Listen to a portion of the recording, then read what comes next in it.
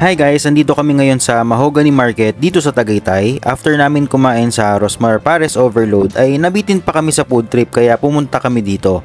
Ako personally dito talaga ako kumakain ng bulalo kapag napupunta ako dito sa Tagaytay. Mas feel ko kasi na nakarating ako ng Tagaytay kung dito ako nakakain ng bulalo. Siguro nakasanayan lang kaya inaya ko na din yung mga tito at tita ko dito para makita din nila itong Mahogany Market dito sa palengke ng Tagaytay. Tapos umakyat na kami dito sa taas ng beef market kung saan makikita nyo ang isang hilera ng kainan na halos lahat ay nag-o-offer hindi lang ng bulalo kundi iba't ibang klase ng mga ulam. Hindi ako dito madalas nagda-dine-in sa Amis Eatery pero nakita kasi ni Tito Alvin na may balbakwa sila dito kaya dito namin napiling kumain. Ito talaga yung gusto kong matikman nila dito sa Mahogany, yung assorted fried, lalo na yung tawilis dahil ito talaga yung binabalik-balikan ko dito. Actually kahit di na ako makakain ng bulalo, basta makakain lang ako ng tawilis dito sa Mahogany, ay solve na din talaga yung food trip dito sa Tagaytay. Yung isda.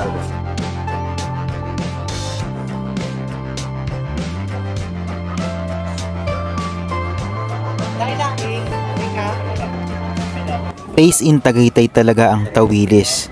Tapos dumating na din yung balbakwa na naisipan din naming tikman dito. Ang balbakwa ay isang Visayan dish na madalas ay balat at buntot ng baka ang gamit o di kaya naman ay mabubutong parte ng baka na malasa talaga kung sasabawan mo.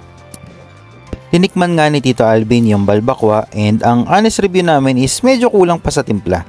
Andun yung lasa ng pagiging balbakwa niya pero wala yung glutinous texture o yung lapot na mula dun sa mga collagen ng baka. After nyan ay nagpunta na kami dito sa fruit section bago bumalik sa parking. At dahil galing ng ibang bansa sila Tita Len ay sabik sila sa mga prutas dito sa Pilipinas. Kaya marami din kami nabili ng mga prutas. Ang pinakagusto ni Tita ay yung malaking langka na talaga namang nakakalula sa laki. Buo talaga gusto mo? Ikaw ang namili.